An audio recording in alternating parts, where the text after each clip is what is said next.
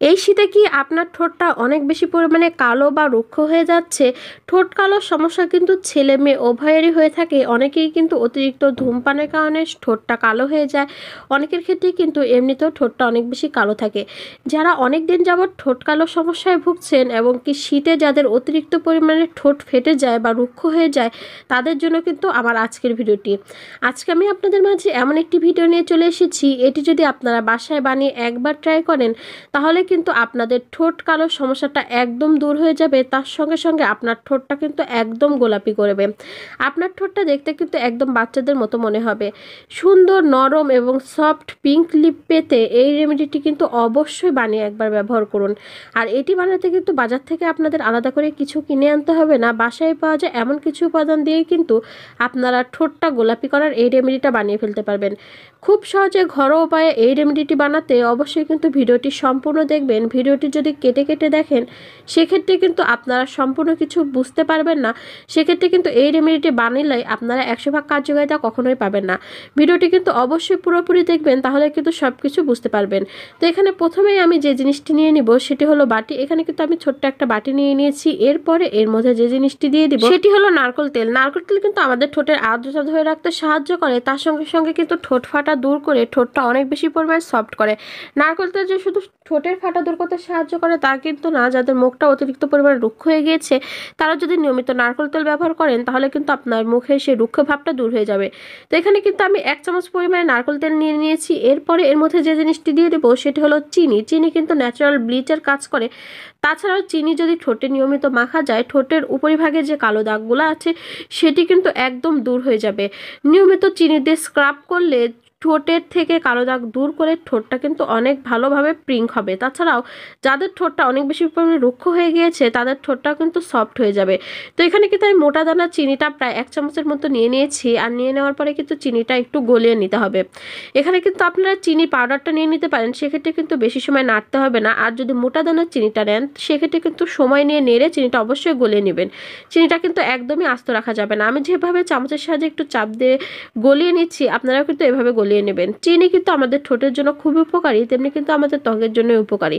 ত্বকের ভেতর থেকে একদম কালো দাগ দূর করে ত্বককে ফর্সা করতে এবং ত্বকের উজ্জ্বলতা বৃদ্ধি করতে কিন্তু চিনি খুব ভালো কাজ করে। তো এখানে কিন্তু আমি চিনির পরিমাণটা যতটুকু দেখিয়েছি আপনারা চাইলে কিন্তু এর পরিমাণটা সামান্য একটু বাড়িয়ে বা কমিয়ে নিতে পারেন। যদি চিনির পাউডারটা দেন তাহলে সেই ক্ষেত্রে কিন্তু এর পরিমাণটা একটু বাড়িয়ে দিবেন। এখানে আমি 1 চামচের পরিমাণে কম দিয়েছি, আপনারা তখন কিন্তু প্রায় 1 চামচের মতো দিয়ে দিবেন।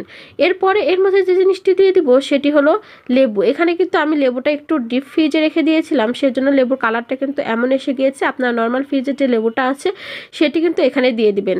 এখানে কিন্তু আমি খুবই সামান্য পরিমাণে লেবুর রস দিয়ে দিয়েছি। আর লেবুর রস দেওয়ার পরেও কিন্তু ভালো করে নেড়ে মিশিয়ে নিচ্ছি। ডিপ ফ্রিজে যদি লেবু রেখে দেওয়া যায় সেক্ষেত্রে লেবুর কালারটা নষ্ট হলেও লেবুর রসটা কিন্তু ঠিকই ভালো থাকে। যখন আপনারা বানাবেন তখন যদি লেবুটা একটু বেশি সময় আগে ফ্রিজ থেকে বের করে রাখেন সেক্ষেত্রে ব্যবহার করলে কিন্তু কোনো সমস্যা হবে না।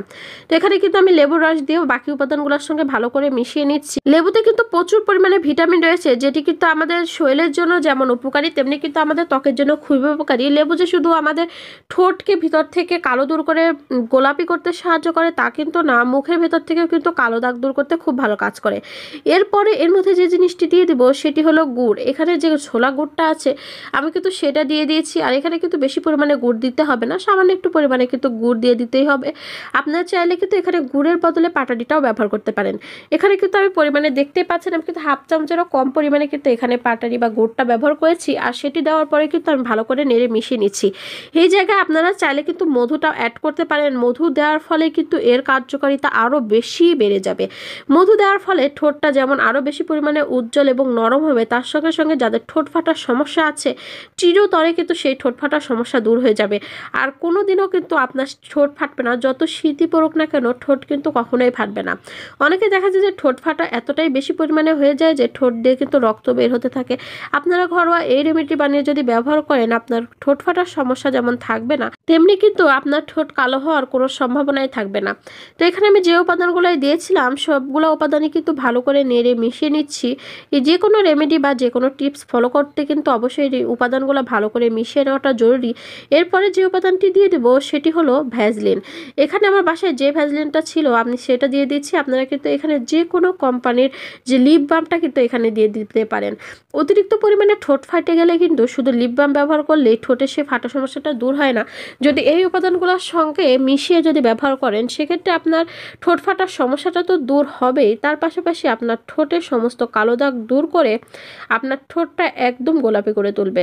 ঠোঁটের যে কোনো সমস্যা দূর করতে অবশ্যই কিন্তু এই রেমেডিটি একবার হলেও ব্যবহার করবেন। এখানে দেখতে পাচ্ছেন আমি কিন্তু ভেজলিনের পরিমাণটা খুব বেশি পরিমাণে দিচ্ছি না, খুবই সামান্য পরিমাণে কিন্তু এখানে ভেজলিন দিয়ে দিব। ভেজলিনটা যেহেতু একটু চিটচিটে হয়ে থাকে তো সেক্ষেত্রে কিন্তু ভেজলিনটা দেওয়ার পরে ভালো করে অবশ্যই মিক্স করে নিতে হবে। তো এখানে কিন্তু অনবরত নেড়ে ভেজলিনটা যত সময় না পর্যন্ত উপাদানগুলোর সঙ্গে মিশে যাচ্ছে তত সময় পর্যন্ত কিন্তু এটি ভালো করে নেড়ে মিশিয়ে নিতে হবে।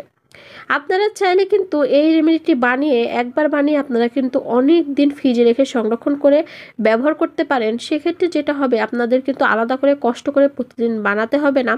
একবার বানিয়ে কিন্তু আপনারা ব্যবহার করলে আপনাদের ঠোঁটটাও ফাটবে না, তার সঙ্গে সঙ্গে আপনার ঠোঁটটা কখনো কিন্তু কালো হবে না, বরঞ্চ যাদের কালো দাগ হয়ে গিয়েছে তাদের কিন্তু সেই সমস্যাটাও এটি দূর করে দেবে। এটি আপনারা চাইলে কিন্তু যে কোনো লিপ বামের কৌটাতে বা যে কোনো মেরিল বা ভেজলিনের কৌটাতে এটা ঢেলে আপনারা ডিপ ফ্রিজে রেখে কিন্তু এটি ব্যবহার করতে পারবেন অনেক দিন। এটি কিন্তু একদমই নষ্ট হবে না, ফ্রিজে রেখে কিন্তু আপনারা সারা বছর এটি ব্যবহার করতে পারবেন। এটি যে শুধু শীতে আপনার ঠোঁটের উপকারিতা করবে তা কিন্তু না, এটি কিন্তু আপনারা গরমেও ব্যবহার করতে পারবেন। সেক্ষেত্রে যেটা হবে আপনার ঠোঁটটা কালো থাকলে সেটাও দূর হয়ে যাবে, এমনকি আপনার ঠোঁটটা অনেক বেশি পরিমাণে সফট হবে, যেটা বাচ্চাদের যেরকম নরম হয়ে থাকে সেরকম কিন্তু নরম করে তুলবে।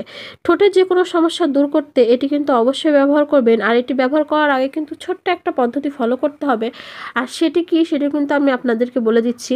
তো এখানে কিন্তু এই রেমেডিটা আমাদের বানানো হয়ে গেছে, এটি কিন্তু এখন ব্যবহার করার জন্য একদম তৈরি হয়ে গেছে। এরপরে যেটা করতে হবে ঠোঁটের আগে কিন্তু একটা স্ক্রাব করে নিতে হবে। তো স্ক্রাব করার জন্য প্রথমে কিন্তু এখানে একটা লেবু নিয়ে নিতে হবে। লেবু ঠিক আমি হাতের উপর যেভাবে আলতোভাবে ঘষে দেখিয়ে দিচ্ছি আপনারা সেম ভাবে কিন্তু আপনার ঠোঁটের উপর এভাবে ঘষে নেবেন। চাইলে কিন্তু এখানে আপনারা চিনি অ্যাড করতে পারেন। চিনি অ্যাড করলে যেটা হবে চিনি আর লেবুর রস যখন একসঙ্গে মিশে যায় তখন কিন্তু এটি ব্লিচের মতো কাজ করে, তার সঙ্গে সঙ্গে ভিতর থেকে কিন্তু সমস্ত কালো দাগ দূর করে ঠোঁটটা অনেক বেশি পরিমাণে সফট এবং গোলাপি করবে। তো এইভাবে কিছু সময় স্ক্রাব করে নেওয়ার পরে এখানে আপনারা 5 থেকে 6 মিনিট পরিমাণে কিন্তু স্ক্রাব করে নেবেন। স্ক্রাব করে নিয়ে আপনারা একটা টিস্যু দিয়ে কিন্তু এটা মুছে নেবেন। ভালো করে মুছে নেওয়ার পরে আপনারা যে রেমেডিটা আমরা আগের থেকে বানিয়ে রেখেছি সেই রেমেডিটা কিন্তু লাগিয়ে রাখতে হবে। সেই রেমেডিটা লাগিয়ে কিন্তু আপনারা 1.5 থেকে 2 ঘন্টা কিন্তু ঠোঁটে রেখে দেবেন। এভাবে যদি আপনারা কয়েকদিন এই রেমেডিটি ব্যবহার করেন তাহলে কিন্তু আপনার ঠোঁট থেকে কালো দাগ তো দূর হবে, তার পাশে যাদের ঠোঁটের আশেপাশেও কালো দাগ জমে গিয়েছে সেই স্থানগুলোতেও যদি এটি লাগান সেই ক্ষেত্রে কিন্তু সেখানকার কালো দাগও দূর করে ফেলবে। এই রেমেডিটি কিন্তু যেভাবে লাগাতে হবে আমি দেখিয়ে দিচ্ছি, হাতের উপর যেভাবে দেখিয়ে দিচ্ছি সেমভাবে কিন্তু আপনার ঠোঁটে এটি লাগিয়ে নেবেন। খুবই আলতোভাবে কিন্তু এভাবে ঘষে ঘষে লাগিয়ে নিতে হবে, একদমই কিন্তু জোরে প্রেশার দিতে যাবেন না। ঠোঁটটা যেহেতু অনেক নরম হয়ে থাকে জোরে প্রেশার দিতে গেলে কিন্তু জ্বালা করবে। এভাবে কিন্তু আলতোভাবে 5 থেকে 6 মিনিট এভাবে স্ক্রাব করে নিতে হবে। স্ক্রাব করে নিয়ে এই রেমেডিটা কিন্তু 1.5 থেকে 2 ঘন্টা আপনার ঠোঁটে লাগিয়ে রেখে দিতে হবে। এভাবে যদি লাগিয়ে রেখে দেন তাহলে দেখবেন আস্তে আস্তে আপনার ঠোঁট থেকে সমস্ত কালো দাগ দূর করে ফেলবে, তার সঙ্গে সঙ্গে ঠোঁটটা কিন্তু একদম পিঙ্ক করে ফেলবে, দেখে মনে হবে যেন লিপস্টিক নিয়ে রেখেছেন। এভাবে আপনারা কয়েকদিন ব্যবহার করুন, দেখবেন আপনার ঠোঁটের কোনো সমস্যা থাকবে না। যাবতীয় সমস্যা দূর করে আপনার ঠোঁটটা অনেক বেশি পরিমাণে গোলাপি করবে, তার সঙ্গে সঙ্গে ঠোঁট ফাটার সমস্যা যাদের আছে সেটিও কিন্তু দূর করে ফেলবে। এটি আপনারা কিন্তু চাইলে একবার বানিয়ে অনেক দিন পর্যন্ত সংরক্ষণ করতে পারবেন। সেক্ষেত্রে কিন্তু যে উপাদানগুলো আমি যতটুকু পরিমাণে দেখিয়ে দিয়েছি সেই সবগুলো উপাদান কিন্তু পরিমাণে বাড়িয়ে নিতে হবে। বাড়িয়ে নিয়ে কিন্তু আপনারা এটা বেশি করে বানিয়ে ফ্রিজে সংরক্ষণ করে ব্যবহার করতে পারবেন। এভাবে কিন্তু এই টিপসটি অবশ্যই একবার হলেও ট্রাই করবেন বাসায়। একবার ব্যবহার করলে কিন্তু এর পার্থক্যটা আপনারা নিজ চোখে দেখতে পারবেন।